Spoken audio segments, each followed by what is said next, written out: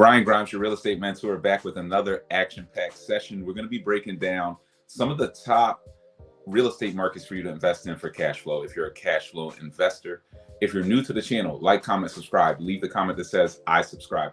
For everyone who leaves that comment, I'm going to send you instant access to my free real estate training. It'll show you how to acquire properties for pennies on the dollar all across the country. You don't want to miss out on that free offer. And stick around to the end. We're going to do some live Q&A. If you guys have questions, drop them in the chat.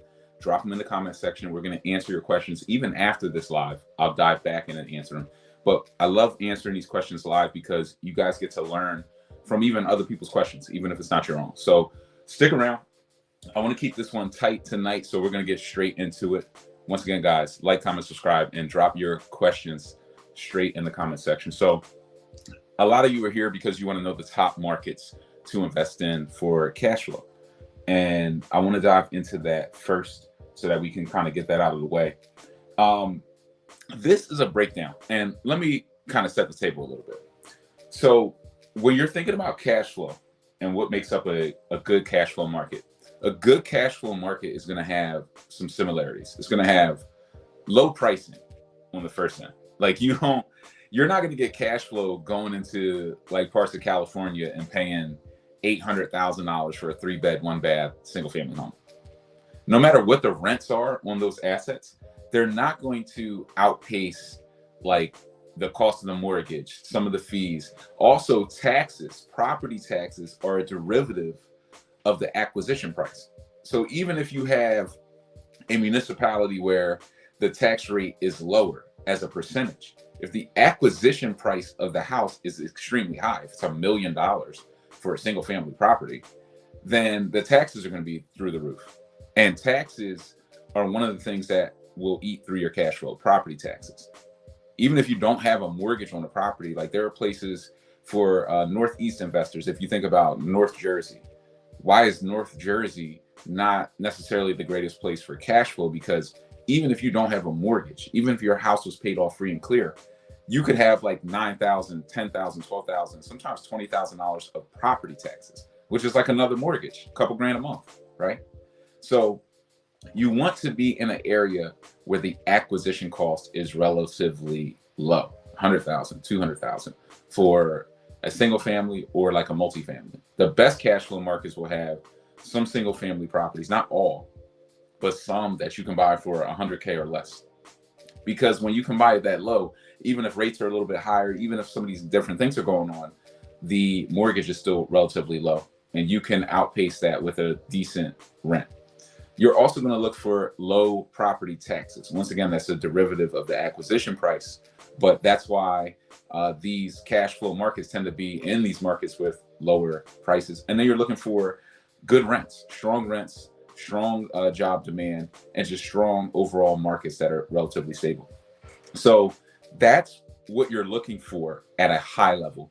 Here are some of the markets that present those opportunities. So this is a matrix, and I'll leave this in the description so you guys can tap into this. But this is basically breaking down the city populations, the price to rent ratio, which we'll talk about, property taxes, state income, and state capital gains tax, which we don't have to worry about too much. The percentage change from 2010 to, you know, from these cities to metro areas. And then this is really important, the tenant landlord laws. Is it tenant friendly? Is it landlord friendly? Is it balanced? You have to factor in that as well, because I maybe that should have been one of the my big three. Like I have my big three as the price, taxes, and rent, and that is the big three. But another one probably coming in fourth, maybe it could be one of the top three, is this place landlord friendly? There are so many people, going back to that California model. If you're in California and you're a landlord, it's maybe the least landlord friendly place ever, right? So you don't necessarily want to be there as a landlord, even if there was cash flow or you have assets that will cash flow. That doesn't mean you can collect the rent, because if somebody decides not to pay and you're in a place that is not landlord friendly or balanced, balance can be preferable to a place that is just extremely tenant friendly and is not landlord friendly at all. So you'd wish you were in a balanced market. But if you're in a landlord friendly market, If somebody doesn't pay, you can evict, you can protect yourself. If you're in a tenant friendly market or like extremely tenant friendly, you may not be able to evict for 6 months to a year, sometimes over a year. There are some markets where you can't even start the eviction for 90 days until after they're like late. And it's just crazy in some places. So you have to factor in a lot of these things. But some of the top markets, let's get into that. Some of the top markets, Cleveland, Ohio.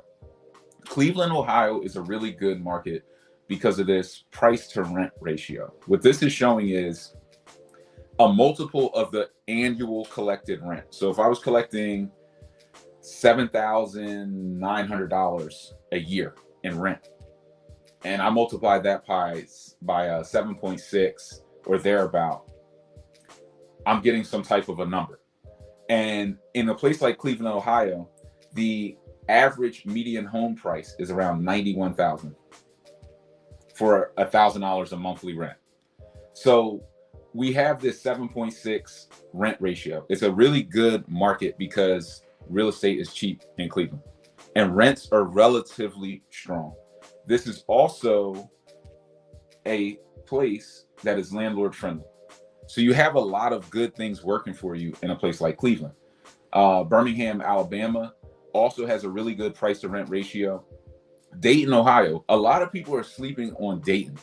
I've been hearing a lot of good things about Dayton, Ohio as a good market to tap into. There's a lot of activity going on in Dayton. So you definitely want to factor that in. One thing you will see in some of these markets is the taxes as a percentage are high. But the taxes in terms of what you would actually be paying in taxes, because the real estate is so cheap, you might only be paying $500-600 a year in taxes versus some places you might be paying a lot more. You might be paying a whole lot more in taxes. So that's just something to keep in mind. Birmingham, the tax rate is like 0.65%, but the real estate can be a little bit more expensive. It can fluctuate. Memphis, Tennessee, Allentown, Pennsylvania. These are some suburban areas. South Bend, Indiana, St. Louis. St. Louis is a really good market if you're looking for big multifamily. If you're looking for quadplexes, I've seen more quadplexes in St. Louis for $100,000 or less than I've seen anywhere in the country. Big brick houses, 3,000, 3,500 square feet, and just rock solid, right? You can go in and do cosmetic renovations on some of these properties that are selling for $100K or less and hold on to them. I mean, they're going to cash flow like whales. They're just going to cash flow. So these are some really good markets. Pittsburgh, Buffalo, New York is really solid. Pittsburgh is really solid. Pittsburgh is a sleeper market that a lot of people aren't thinking about because people are investing in places like Philly. So Pittsburgh can be a really good market if you guys want to tap in there. And of course, we keep going down. Augusta, Georgia. A lot of people in the mentorship program are in this Georgia market, Atlanta and thereabout, in the rural parts of Georgia. Augusta, Georgia has cash flow. Make sure you're looking there. Make sure you're tapping in there, adding that into your mix. And then we have Baltimore. Baltimore, I would say, is a super cash flow market because you can get some really cheap real estate. You can go straight to the auction and get a property for $40,000. Put in some cosmetic renovations. The taxes would be $200 a year, and you can produce cash flow. The rents actually in places like Baltimore are stronger than the rents in places like Philadelphia, which is crazy because in Philly, to buy the same property that you could buy in Baltimore for $50,000, you probably pay $150,000 in Philly, and the taxes will be higher. Everything will be higher, but the rent is stronger in Baltimore. So because it has a better rent, a lower acquisition, lower taxes, it's just more cash flow. Just more cash flow. It's also a sister city to a place like Washington, D.C., which, while D.C. didn't make this list because their real estate is extremely expensive, it's still a stable market. So there are good cash flow markets, which we're talking about now, and then there are good stable markets where you can flip properties in right now, even though things are in flux, because the inventory is tight.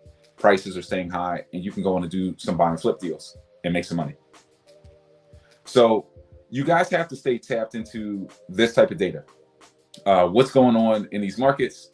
Are they landlord friendly? Are they tenant friendly? You always have to keep an eye on these laws. If you don't know, then ask somebody. Ask the realtors. The realtors will usually have a good pulse on what the market is doing, what the people are like, what the courts are like, what the landlord attorneys and eviction attorneys are saying. Ask the attorneys as well. The first thing that you should get as a landlord, or one of the first things that you should get when you enter a market, is a good attorney, a good eviction attorney. And they should be drafting your leases before you ever get a property. Most people wait to find an attorney when there's an eviction, right? You have to get rid of somebody, so, oh, I better get an attorney. But then the attorney comes in, they look at your lease, and they say, well, I wish you would have called me before, because I could have drafted your lease in a way where you would have had less problems, because this is how things run here. So having that relationship, going on a road show, doing a bunch of interviews with eviction attorneys, landlord-tenant laws, and just having a good understanding of how things are operated within that municipality is going to protect you on the back end. So you should be doing this work up front. Guys, drop your questions in the comment section. Like, comment, subscribe. Leave the comment that says I subscribe, so I can send you instant access to that free real estate training, show you how to acquire properties for pennies on the dollar all across the country. We'll keep this thing flowing. This is something that recently hit. So there are borrowers out here, of course, right? And we're all reacting to the market. What are rates doing? What am I going to pay on this mortgage? Well, there's a new rule that is going to go into effect May 1st. And borrowers with high credit scores, these are the people with good credit, they're actually going to be penalized under the new federal mortgage fee plan. That means if you have bad credit, you're actually going to get some breaks, which is shocking. Usually, I would guess maybe since like all of history, right? Not even recent history, but since the beginning of time. Frank says Biden is a clown. I mean, it's kind of unprecedented. It's just like, well, what's going on here? Because usually you would think, I want to get a good credit score. Once I have a good credit score, I'm going to get the best rates. Well, this is actually the opposite of that. If you have a good credit score, you're going to be penalized so that somebody with worse credit can actually, have better rates. So somebody said Trump will change that. I would say probably so. If Trump, did get back in office, this would probably change. This would probably get tossed out, I would say, because real estate investors, they're just not going to be feeling this. So mortgage borrowers with good credit may face higher costs under a new scheme from federal mortgage associations, Fannie Mae and Freddie Mac. They've released a new loan level price adjustment matrix. These are called LLPAs, right? So let's start to make some sense out of this. Here's how it would shake out. Under the new rules, high credit buyers with scores ranging from 680 to above 780 will see a spike in their mortgage costs, with applicants who place 15% to 20% down payment experience the biggest increase in fees. So you're going to see some additional fees if you have good credit. LLPAs are upfront fees based on factors such as a borrower's credit score and the size of their down payment. The fees are typically converted into percentage points that alter the buyer's mortgage rate. Under the revised LLPA pricing structure, a home buyer with a 740 FICO credit score and a 15 to 20% down payment will face a 1% surcharge, an increase of 75 basis points compared to the old fee of just 25 basis points. So it's like a 3x fee bump. Meanwhile, on the other end, somebody who strolls into the bank, shockingly with bad credit, but gets a better treatment in this instance, which is just different. Meanwhile, buyers with credit scores of 679 or lower will have their fees slashed, resulting in more favorable rates. For example, a buyer with a 620 FICO credit score with a down payment of 5% or less gets a 1.75% fee discount, a decrease from the old fee rate of 3.5%. So they're pretty much getting their fee cut in half. While you're getting, if you have good credit, your fee tripled. So how do we make sense of this? I'm not quite sure how to make sense of this. Here we have something. Somebody said, I thought you were capping when I saw the ad. No, it would definitely not. He said, I'm hearing this due to favor large hedge funds like BlackRock, who have billions to deploy into the real estate market. BlackRock's getting hit hard right now because they're one of the largest holders of commercial real estate in the US. And commercial real estate is just getting absolutely destroyed. So they're actually going through it right now. They're trying to figure out their portfolio. So Frank said Pookie and Ray can walk in and get a good rate.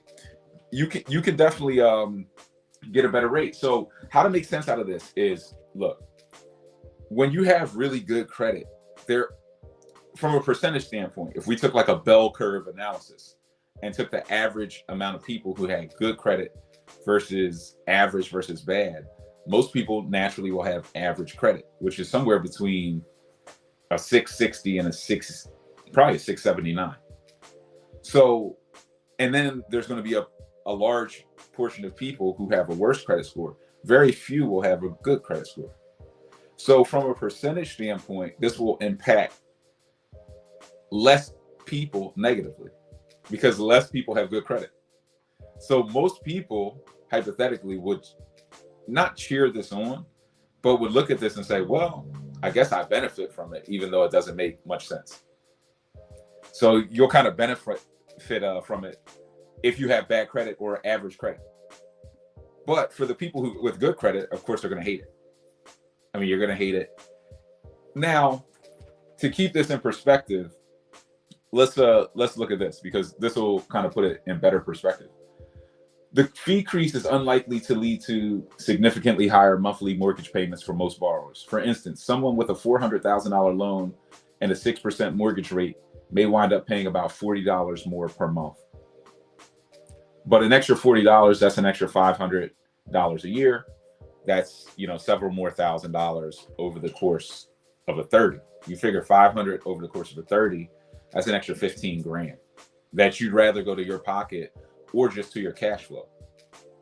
So is this going to have a big negative impact? I mean, if you have good credit, they're assuming a lot of things, that people with good credit are naturally wealthier.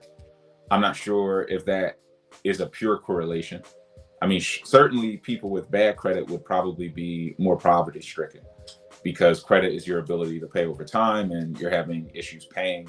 Maybe you're a little bit lower on the scale there. But I don't know how this is going to map out. I really don't know how it's going to shake out, or if it's going to matter. One thing to keep in mind is this doesn't impact everything. So LLPAs don't apply to FHA, VA, or USDA loans. Let me blow that up a little bit. So these adjustments are neither discretionary fees nor profit to a bank. They're just fees assessed by Fannie Mae and Freddie Mac, and there's really no way to skip out of them. But they don't impact all types of loans. They don't impact all types of loans. So they're not necessarily going to hit you, depending on, the loan that you're qualifying yourself for. And if you're an investor, this may not hit you at all, because you're going to be dealing with commercial loans. You're going to be dealing with portfolio lenders. You're going to be doing a lot of different things. So this isn't necessarily something that will hit you, but it is hitting the conventional market. So if you're doing like a house hack, you're probably safe, because it's not going to hit that FHA market. But once you get out of that and you get into the conventional, this could impact you on property 2, 3, 4, before your debt to income ratio gets out of whack and the bank just cuts you off completely. Now you have to go to portfolio lenders and different lenders. These are the lenders that you need relationships with if you want to scale up to, 20, 30, 40, 50 deals. You're not going to be going to Bank of America and getting that done, typically. You'll probably be at a credit union at best, or you're going to be with some type of portfolio lender, some national lender. If you don't know who they are, just reach out to me. I'll, educate you guys on that. Guys, drop your questions in the chat section. Like, comment, subscribe, and let's keep this thing flowing. This is one thing I wanted to touch on, because a lot of us will sit on the sidelines in real estate and just not get in. And I think mostly that's because we don't understand the value of just being in the real estate game, staying in the real estate game, investing, and just staying tapped in for the long run. Staying tapped in for the long run is the easiest way to build wealth. So I found this article, which is just in the Dallas Morning News. In the last decade, Dallas, Fort Worth homeowners made up to $217,000 from their homes alone. This is just in equity. This is net worth. And this would just be off of owning one property. Let's get a little bit further into some of the stats. And this is happening all over the country. Let me blow this up for you guys. So you can see people all over the country. The median income wealth gains, 134,000 in the Northeast, Jersey, Pennsylvania, New York. Another 130,000. Chicago, even in some of the rougher markets, 80K. The Carolinas, almost 140,000. Atlanta and thereabout, 170,000. If you're holding in the Florida region, 230, 180. Texas is in that, 170 to even 190, almost 200,000 if you're buying in places like Austin. If we're going a little bit further up into Washington, 300,000 in Washington. So if you just bought a property and held it, you're up 300,000. If you're in places like California, 350,000. And there are a lot of people in the mentorship program in that California market. And a lot of you guys in the mentorship program are doing the HELOCs because you bought these properties 10, 15 years ago. Maybe you bought one or two properties and they're all up, both of them, 350. So you can run into a home equity line of credit and then use that money to invest in real estate, to go get more assets and take that money and put it into, a cheaper market. So you got to invest in real estate. This is why they say, buy the real estate and wait. Don't wait to buy the real estate. Just buy the real estate and wait. This is part of that mentality, because if you buy the real estate and wait, you are going to get the benefits. You're going to get the tax write-offs, the deductions, the ghost depreciation. You're going to accelerate long term. You're just going to accelerate long term. And then you can take that money through these home equity lines of credit, pull it out, invest in more real estate, go build a rental property portfolio. But you can't do that if you're not in the game. And even worse, other people are in the game. So if you're not in the game and they're going up over you 100,000 just by sitting on properties. Most of these areas will appreciate, and especially these cash flow pockets. When you're investing for cash flow, you're buying and holding in C-class neighborhoods for 10, 15 years. Most of your portfolio is going to double in value, especially if you're buying at the rock bottom, putting in a little bit of renovation and then collecting cash flow. These properties are going to double and triple in value in most cases. You go in a place like Baltimore, buy for 50, 60,000, that property is going to be worth 180. It's going to be worth 180 in 10 years on average. So you can make a lot of money. Let's keep flowing through some articles. Guys, like, comment, subscribe, leave a comment, leave any questions you have. Any questions you have about real estate, we'll be running through your questions live. This is interesting. And I just want you guys keeping your eyes on this stuff. It's not that you have to really focus on Bitcoin and crypto and kind of all of that stuff, because it's honestly just a completely different world when you're getting into that crypto space. It's very young. It's very, I would still say, undeveloped. It's very high risk if you're investing in it. But you need to understand that crypto is going to shake up the real estate market at some point. There's new stuff coming out now. The real estate market in general is antiquated. It's one of the older markets that has not been impacted by tech to its fullest extent. And where crypto is going to shake up real estate is in closing speed. So right now, and like smart contracts. So being able to take a property and its title and put it into a smart contract and then trade that property faster to close on it and transfer it from one owner to another very quickly. Right now, I would say on average, it probably takes 2 to 4 weeks to clear title on a sale.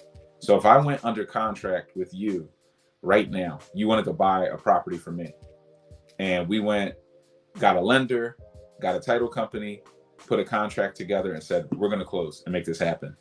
It will probably take 30 days almost for us to get to the closing table.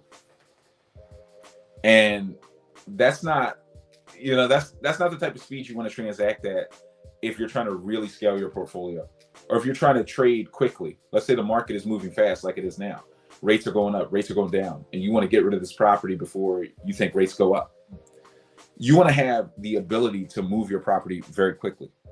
Crypto is going to allow you to do that. Right now, you just can't do it. There's not really a way to get it done. So as crypto does this, more and more people are going to start to purchase properties using things like Bitcoin and some of these different crypto platforms. So this is one platform that just came out. And what they've done is they've come up with a process where transactions can be closed within a business day, which they're saying is about 50 times faster than the current averages. And this marketplace is open to people worldwide because it's integrated with Coinbase Commerce. I'm going to drop this article in the description so you guys can check it out and read more about it. I don't want to spend a ton of time on it, but you just have to know that these shakeups are coming. So you need to keep your eye on the ball there, because there are going to be some good investment opportunities created by the companies who start to invest in this technology and create these online platforms. Like the next Zillow, the next Redfin, the next big real estate company is probably going to be on the crypto side. And they're going to be doing something like this, smart contracts that allow people to transact a lot faster. Once you learn how to transact faster, it's kind of over. We have a question from Nested Properties.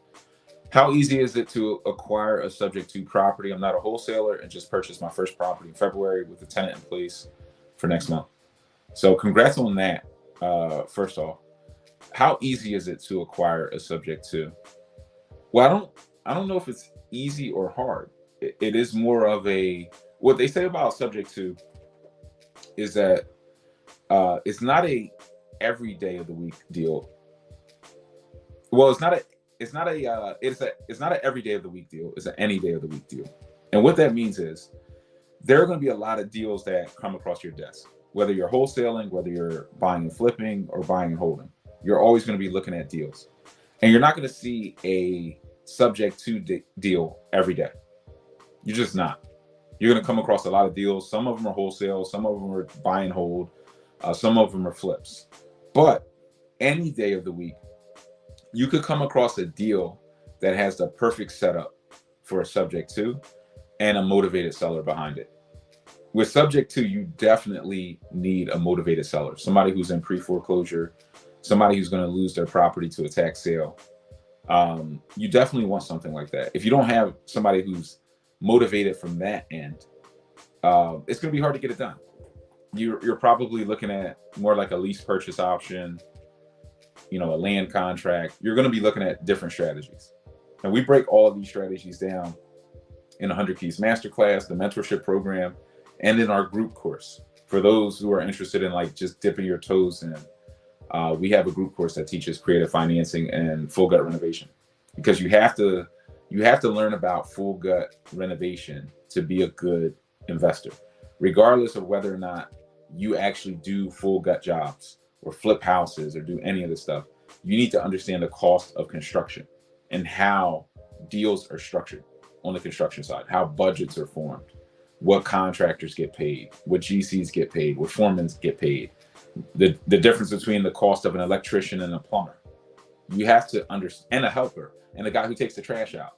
You have to know generally what everyone gets paid, what their tasks are, how long everything takes, how long does it take to break a property apart and put it back together. Once you learn these things, you can make more money as anything: a flipper, buy and holder, wholesaler, or creative financer, like a subject to a person. So it's less about, is it easy or hard to acquire them? It's neither, but you need a process for getting in front of motivated sellers if that's part of your strategy.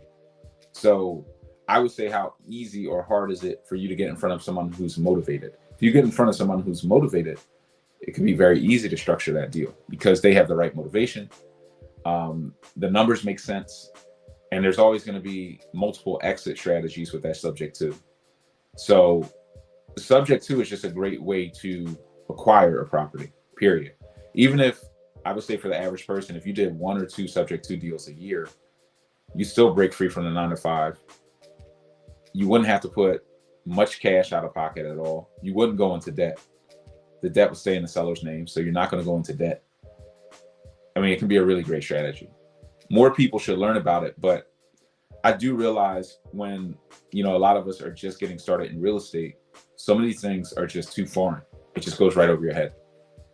So you're looking at it and saying, well, subject to the debt stays in the seller's name, that sounds good. And then I can make cash flow, and I'm not the landlord, I'm kind of the middleman, but it can still go over your head because you don't necessarily have the fundamentals yet to build them on top of, to then go out and kind of pitch this stuff, which is a reason for mentorship. It's a reason to get tapped into the knowledge. The knowledge, as you get yourself more tapped into knowledge, it's going to open up a lot of different opportunities. Most of us, shockingly, just can't see the money. I have a lot of people come to me really every week saying, hey, Brian, I want to, I'm interested in mentorship, but I don't know if I need it. I know so much about real estate. And then a lot of people will join mentorship, and I'm like, man, they really put me on, because it's like, I thought they knew something about real estate. A lot of people know nothing about real estate, not even the fundamentals. And you got some of you guys are out here trying to do deals, which is a little scary, because you can really get burned out here. You can get burned, or you can just make costly mistakes. Sometimes it's not even somebody else trying to burn you. You're just going to get burned because you don't necessarily know what you don't know. And you're trying to learn from the school of hard knocks. And real estate is a different type of hard knock school. It's a different type of hard knock school. It's really unlimited because nobody gives you this much leverage versus real estate. Like real estate, if you do a FHA loan, you put down 3.5%. They give you 97.5%, but they'll do that on like a $700,000 multi. I mean, that's a lot of leverage. You can't trade, for instance, with that much leverage in most cases, especially not new, not knowing anything, not being proven. There are 100% lenders out there that'll give you 100% of the money to buy and renovate properties. 100% leverage, 90% leverage. That's like easy to come by in real estate. So the losses can be massive. And then when you're getting into construction, if you don't understand construction, you could easily blow through 10 grand. You could easily blow through 20 grand. You could easily get burned for 40 grand. Like I got burned for 40 grand on my first deal. So you really need to focus on knowledge. The first thing to invest in is you and your knowledge of the game. Once you're finished investing in you and building yourself up, you'll have the knowledge to go out and produce as much money in real estate as you want. The beautiful part about real estate is there's so much money in it that you can recover from mistakes. Even if you make a $50,000 mistake, if you get the knowledge and you stay locked in, you can go out and do 2 more deals and make maybe 100,000. So you cover your 50, you go up 50 now. You can do that in real estate, but you don't need to lose 50 to learn it. Not today. You just don't.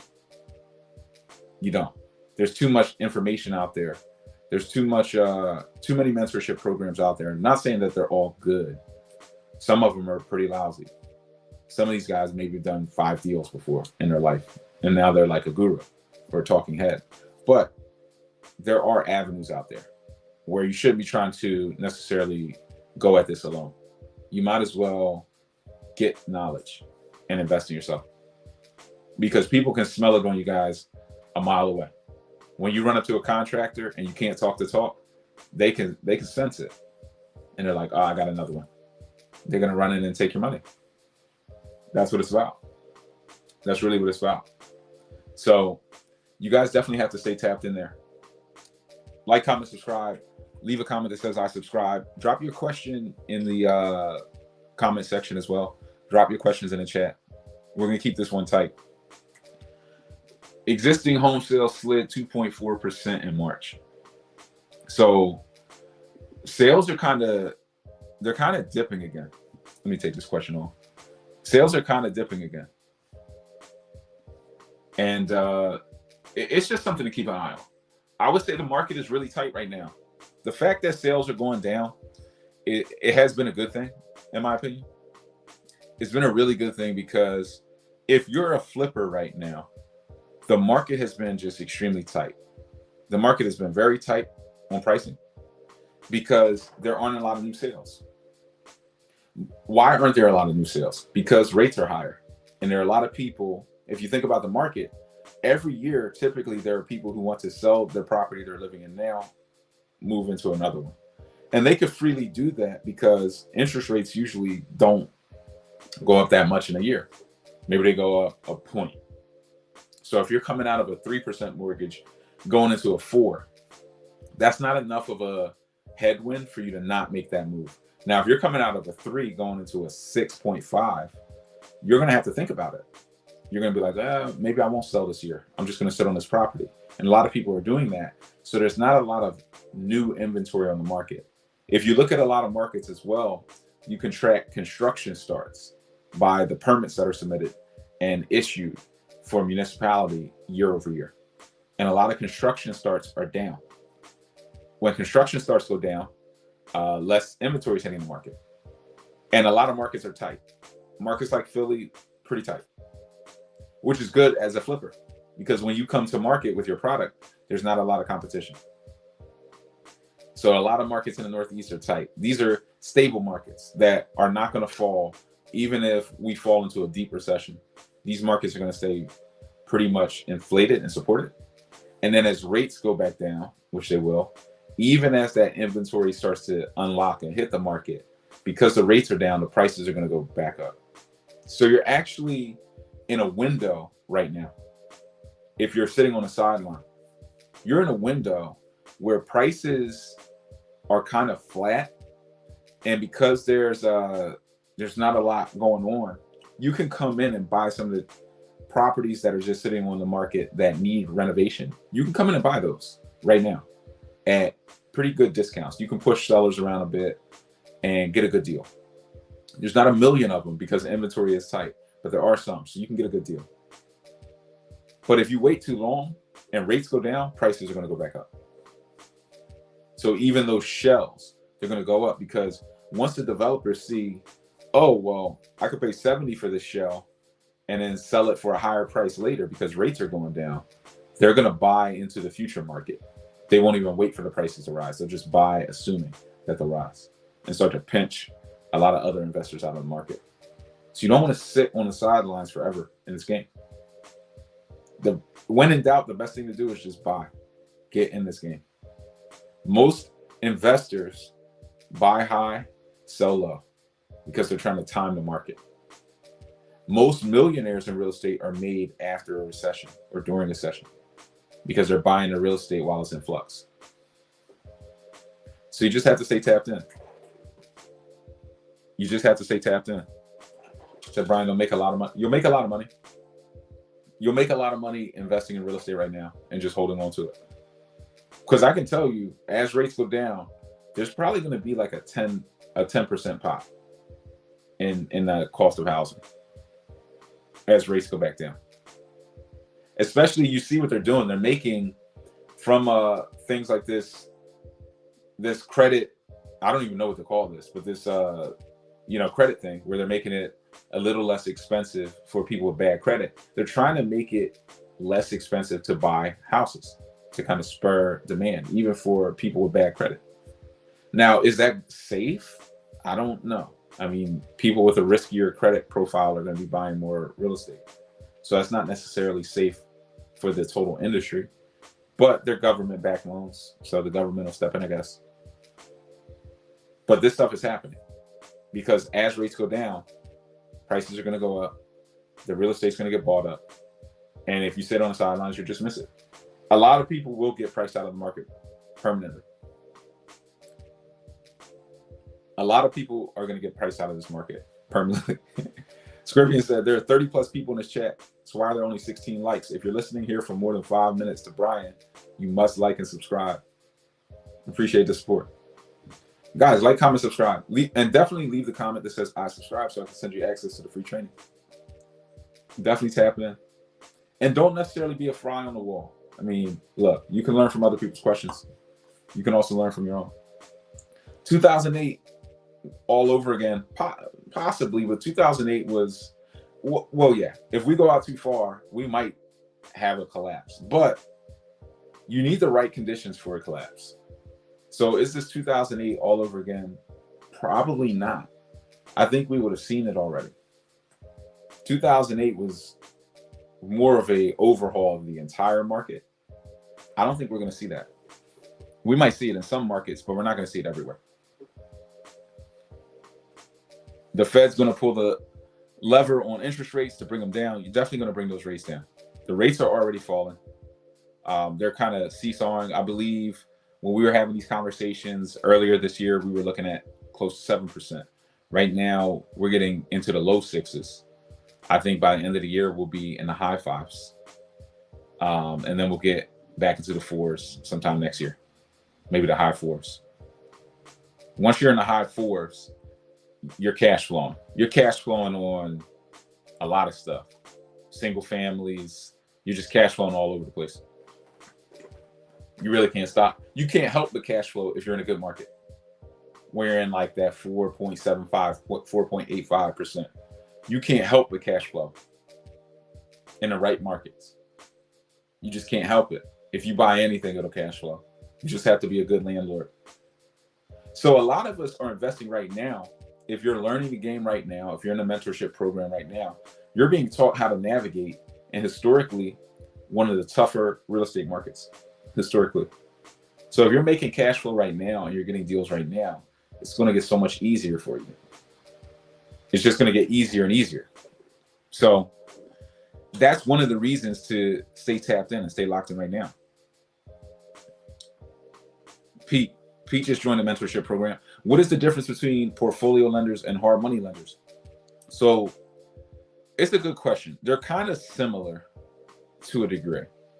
And a portfolio lender can do some hard money lending. When you think hard money is short-term lending. Hard money lending is, I'm going to give you a loan on a term between 6 to 13 months, typically. And that loan is for construction. That loan is for taking a property that needs a heavy renovation. It needs 40, 50,000 of renovations, and you're going to turn this property around. So it's more the high risk lending. Portfolio lenders, what they do is they have big money behind them. So they might have like a warehouse line of credit or some type of person who purchases their debt. And they go out and they build portfolios of loans. So they go out to people who invest and buy and hold real estate nationally and purely as investors, and they buy their loans or they issue them loans. They refinance debt and they just build a big portfolio, and they scatter site that portfolio over many different states to diversify that book of business. And then they package it and sell it to land trusts, some of your bigger land trusts. And these are people who all they do is buy the paper. They just buy the debt and service it and collect the fees. So your portfolio lender is basically who you would go to for the 30-year fix. But they're just going to originate and issue the debt. Once it's issued, they're going to package it and sell it. Somebody else is going to service the debt. The hard money lender is kind of lending their own money to a degree. I have had hard money lenders who also will issue a short-term loan, package it, and sell it to another person who services short-term loans. But that is a bit I won't say high risk for the lender, but it's just a lot more work. So you'll see like a mixture of that between hard money. But when you're thinking hard money and portfolio is more your long-term debt. Hard money is more your short-term debt and construction debt. Portfolios like that 30, those 15s, those 20s and 30s. But they're not keeping those loans. They're the portfolio lender because they build a portfolio and they package it and sell it. Guys, like, comment, subscribe. Let's get these likes up. Like, comment, subscribe. Leave a comment that says I subscribe. Let me send you that free training. And guys, that's pretty much that. I don't want to keep us too long. If you guys have questions, we'll keep running through these questions. But I don't want to keep us, too long tonight. No problem, Pete. I don't want to keep us too long tonight. I wanted to keep you guys updated on these few things. Definitely tap into some of these cash flow markets. If you're in or around any of these markets, get to a cash flow market. Don't try to invest in a market that is not cash flow friendly, that is not landlord friendly. Just don't do it. Get up and go to a different market. Invest out of town. I just helped somebody who is living in Louisiana to get a property in Ohio. I was just talking to somebody today who lives on the West Coast about getting a property in Ohio because the money goes further there. And they're like, Brian, how did you do it? My first deal, I became an out-of-town landlord on my first property. On my first property, I became an out-of-town landlord because I really didn't have a choice. I did an FHA house hack. I was going to move in to one unit, rent out the other two. And then I got a job up in New York. So I just went to New York. I never even moved in. And I intended to move in, but it was literally the week after I closed. I was like painting, getting the property ready, about to move in, got a job. Like, man, I got to take it. And I had been interviewing for over a year, probably a year and a half. So I just got good at interviews from being told no constantly. Right? Just getting doors slammed. And you just get better with practice. Just like you can get better with real estate by just keep going at it. But I took that job. I was instantly an out-of-town landlord. So I've always essentially been investing out of town, at least a state line away. And once you do that and you learn the systems, you can just tap into this like over and over again. You can do it anywhere because you start to say, well, this is my real tool, is my smartphone. And luckily, when I first started this, it was like smartphones were still pretty young. They were still pretty young, but they were good enough for me to start implementing stuff. Now you have all these apps and all this tech, and what your phone can do, your laptop can barely do. So now, you can do it at an all-time level. There's really no excuse. But even back then, I'm knocking this thing out, just leveraging the tech. So today you can definitely do it. There's no reason to invest in an overpriced market. So any of these markets across the country, even Oklahoma City is a good market. There were some other markets there. You guys will have to tap into the link I put into the description. But even places like Oklahoma City have cash flow. Arkansas has a lot of cash flow. There's just a ton of cash flow everywhere. What was that place in Texas? El Paso, Texas. Good cash flow. And it's starting to pop up as like a top 10 market for affordable housing. El Paso, Texas. Believe it or not. A couple more questions. And guys, like, comment, subscribe. Let's keep those likes high on this. What are your thoughts, perspective on multifamily on the west side of Chicago? Jumping into the market, repairing my credit to get approved. I have a nice amount of cash to work with, just below 200K. You got 200K. Look, you can really crush it if you go into a specific market like the west side of Chicago. If you go into a specific market and you try to dominate a zip code or two, you can get a lot of traction. You can get economy of scale. There's a specific way to do it. There are certain systems you want that you need, I'll say, in order to scale. And 200K, if you have the right lender, the right system, and the right efficiencies, that 200K could represent $2 million of leverage. $2 million leveraged correctly over the course of a couple years could get you 100 to 200 properties, multifamily. Chicago has some really good multifamily inventory from what I've been seeing. Really good. So there's definitely cash flow there. There's definitely opportunity there. I would say it's just a matter of putting the play together. Now, this is something that, I've done in places like Baltimore and Philly, similar markets and row home cities at that. So I would say you'd have to tap in, man. You can go out of the loan.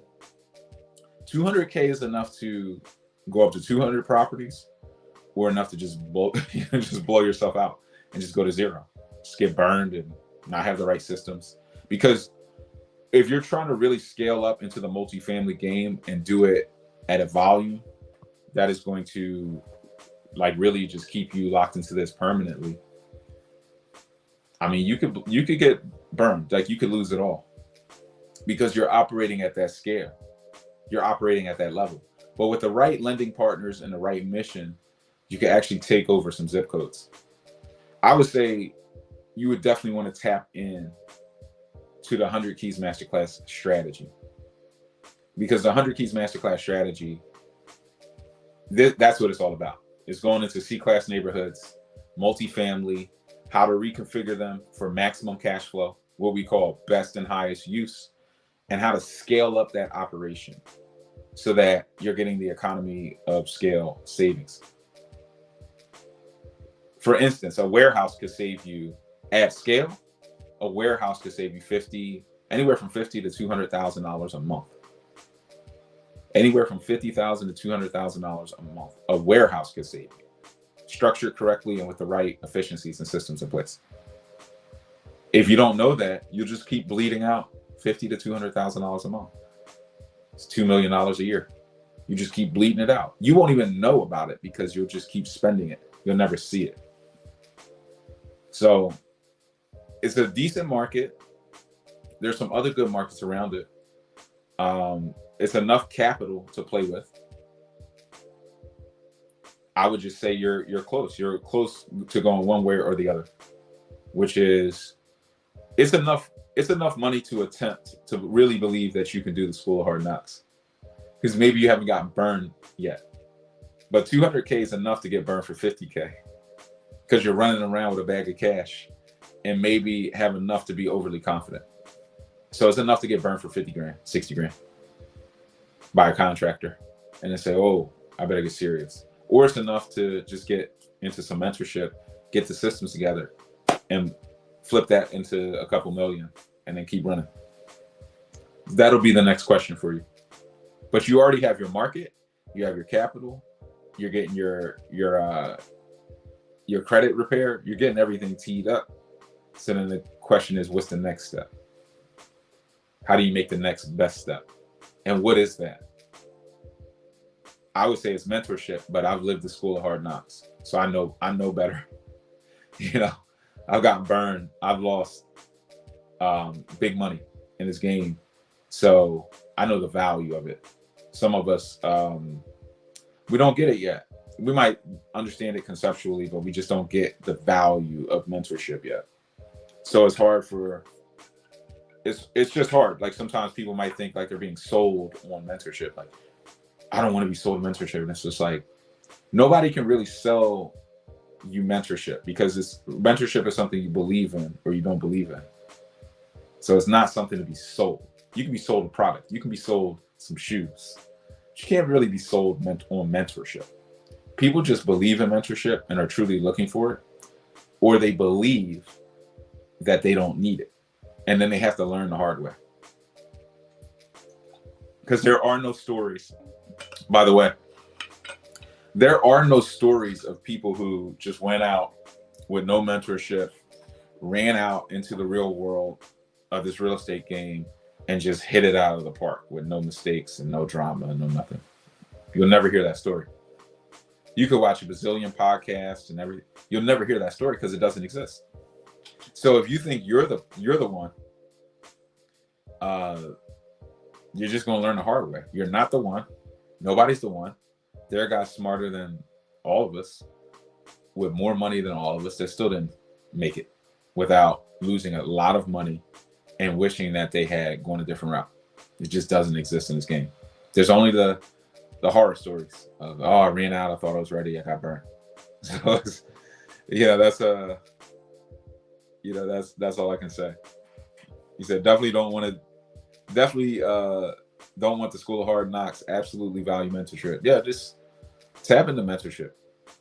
But the 100 Keys Masterclass, I mean, it's called the 100 Keys Masterclass because it's designed to get you 100 keys, 100 sets of keys, 100 properties, and then beyond. Adam says, that sounds expensive. And Adam's crushing it. He's somebody who focused on the market and is going out and building his 100 plus properties. At what point in scaling would you say a warehouse becomes necessary? It's a good question. It's actually a good question. The warehouse becomes necessary. That's actually a really good question. At what point in the scale? I feel like way before you think.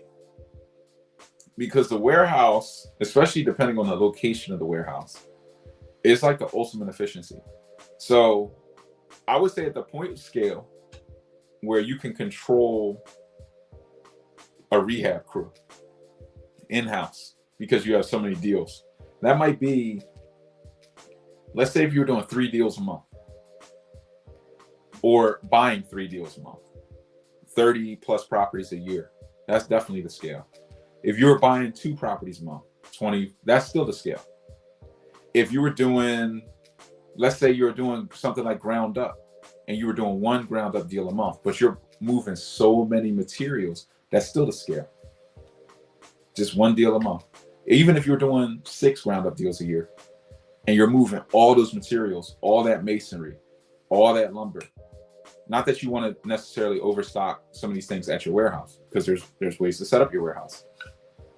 Some of these things are too big and too available to store at a warehouse, but that's a whole nother story. That's getting into the weeds of actually how to structure your warehouse for maximum efficiency. But I would say once you get to a scale where you're spending, if you look at your spend, and this is very easy to get to. Let's say you were doing 10 deals a year and you were buying 100,000 in materials per property. So that's $1 million in materials only, excluding labor, per year. You're at a warehouse scale easily. Even if you're at $500,000 in materials per year, you're at a warehouse scale. Because let's say you're at $1 million and you look, what you'll do is you'll look at your line items. So you say, how much do we spend on flooring? Spending about $6,000 a property, $7,000 a property on flooring. And we got 10 houses done. So that's $70,000. Well, if you go to a flooring supplier and you say, hey, I need $70,000 worth of flooring, and you're going to buy it all at once, they're going to give you a 30% discount. That's like $20K. So, but then think about the cost of the warehouse. So the cost of the warehouse, if you're getting it at the right interest rate, the right price, might be $3-4 grand a month. So just with that one ticket, just getting your flooring cheaper, you've almost covered the annual cost of the warehouse. Now, if you go to your vanities and do the same thing, or to your cabinets and do the same thing, or whatever you're doing, you can easily cover the cost of the warehouse. Most of the cost of the warehouse is a tax write-off. And then you start getting into surplus territory. You also get more efficiency out of your warehouse because your warehouse allows you to move faster because your guys aren't standing in line at Home Depot. They're not standing in line waiting. So now your construction moves faster. And then what's the value of that, of being able to build faster? So then you have to try to put a value on that. Hey, I can build 1.5x faster. So I can build more properties in a year. And each property built is money. So then that's another efficiency. Then you have a central meeting point. It accelerates stuff because there can also be pricing fluctuations on materials. So if you read the news or you watch the futures market, hey, the cost of electric materials is about to increase. You can go and stock up. Give me 10 houses worth. Give me 20 houses worth of everything we need to build a house. You can stock it up in the warehouse. So now you're ahead of the game, even as the prices are fluctuating and there's supply shocks. Boom. At what scale would you say ordering materials from China becomes necessary? Similar. I mean, the thing with China that's interesting, or like getting it off of a crate, people are talking about if Trump gets back in, maybe you can't order from China. But China becomes more interesting because there's flat rates to ship on a cargo container. So it might be like a $5,000 flat rate. So even if you start saving on certain things, let's say you ordered 80 toilets from China, and that saved you $8,000, but then there's $4,500 flat rate, and then it takes 90 days to turn because that ships, it's moving at a cargo ship speed. It depends.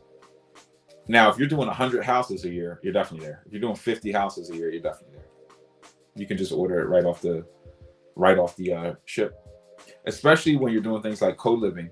Because when you're doing things like co-living and you're putting 3 bathrooms in each property minimum, that's a lot of bathrooms. That's a lot of shower enclosures, shower panels, toilets, vanities, a lot of sinks, a lot of faucets. So your usage, even if you did 50 properties, might be 150 individual bathroom materials that you now might want to get shipped in. Once you're over like 100x of any individual material, you could cargo ship it in and probably save, even with the flat fee. But there's no perfect answer. This is just something you naturally scale into. You naturally scale into it as soon as it becomes sustainable. But the thing to not overlook is that if you buy the warehouse, sometimes you can rent the warehouse, it's pretty cheap. But if you buy the warehouse, it becomes another company asset, tax write-offs, deductions, and it just increases total efficiency. It's not only about materials, it's about total efficiency. There's other efficiencies we're not talking about now, but just a lot of efficiency. Adam says we use mini split heat and air systems in our builds that allowed us to have the volume to get a dealership for the Mr. Cool heat and air system. Yeah. What other materials could you become dealers? Your flooring, easily. Your flooring. So whatever you're using for flooring, you can get bulk discounts on things like windows because you're doing new builds. You can actually have those built to size. You can pre-order those in bulk and get some pretty big bulk discounts. Some of your shower panels, shower enclosures or bathtub enclosures, you can get volume discounts on that stuff. Your lights, some of your electric materials, some of your plumbing materials, even though some of that stuff's cheap. Some of this stuff, like I said, is so big, you don't want it in your warehouse because it takes up square footage, and that will eat away at efficiency. And it's so heavy to transport around. Like the game gets deep because once you put it in your warehouse, now you got to move it. So if it's really big, like lumber, you don't necessarily want to be moving lumber around, right? Because it's slow, it's heavy. It takes a team of guys to load and unload. You might want the supply house to do that and just pay them the $50 to deliver or whatever. It's cheaper. And they always have, what you need. But I would just look at what your spend is. If you're building 10 houses, look at your spend and start to line item it. See where everything is ordered from. Some of these materials are ordered from the same supplier. Like on the bathroom side of things, start to look at your money. Where are we getting these toilets from? Where are we getting this from? Where are we getting that from? Oh, they're doing the toilets and the vanities? All right, cool. They're doing the shower enclosures? Okay, cool. And then you start to call them. At what point do we get a price break? oh, well, if you were ordering like 50 or you're spending 50,000 a year, we have this premium class. And then you start to kind of work your way in there and say, okay, so if I ordered 50,000 at once, I would get, yeah, we give you a 20% discount. Okay. And as long as you have the space to store it and then the security within the storage, it makes sense. You start to pick that up.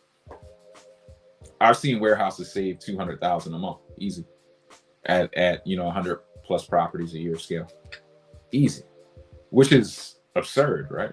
Because you're just spending that money, and you're losing efficiency. So it can definitely happen. We already answered that one. I'm not sure if we have any other questions, guys, but hopefully this stuff helps, especially if you guys are trying to scale up. Guys, like, comment, subscribe. Leave a comment that says I subscribe. For everyone who leaves that comment, I'll send you instant access to my free real estate training. It'll show you how to acquire properties for pennies on the dollar all across the country. Don't want to miss out on that. Tap into mentorship. Stay locked in on the market. Keep reading about the market. Checking for market updates. You can tap into these weekly and you'll get the market updates, but always stay on top of the market. Get in the game. Don't wait too long, because if you blink, you'll miss it. The market is going to go right back, shift right back. Rates are going to go down. So if you're not watching and the rates dip, prices start going back up, then you're trying to get in the market. You don't know what the market's doing. You haven't been watching. You're not understanding the values. You could have got some cheaper property. Now you're on the sideline. And because you don't have a property, the lenders don't want to deal with you because you're new. You could have not been a new guy anymore. Then they would have dealt with you. And lenders are getting tighter on lending requirements right now because the banks are, the federal funds rate is higher. Everything is tightening. Credit is tightening. So you have to stay tapped in on this game. But get into mentorship. Get into mentorship and start learning the game. Now's the best time to learn. This is where the millionaires will be made. The millionaires, this is statistics. Most of the millionaires are made after a recession. After a recession, people that get into the real estate and buy, that's where they're made. He said, how do you watch the market? Where? I mean, it's a good question. I'm kind of just always studying this stuff. So I'm probably more locked into real estate. I mean, I have to be the most because it's at an obnoxious level. But I'm always just listening, watching, reading news articles, seeing what's going on. It's like one of the first things I do when I wake up. Look, see what's going on in the market, where are rates at. Just staying tapped in. I would say if you want to watch the market, just stay tapped into the live sessions. Stay tapped into the live sessions. Because I'm always watching, and I'm going to educate you guys on what the market's doing, what some of the bigger movements are. We got a few last minute questions. You guys are sneaking in at the last second, so I'll try to address them.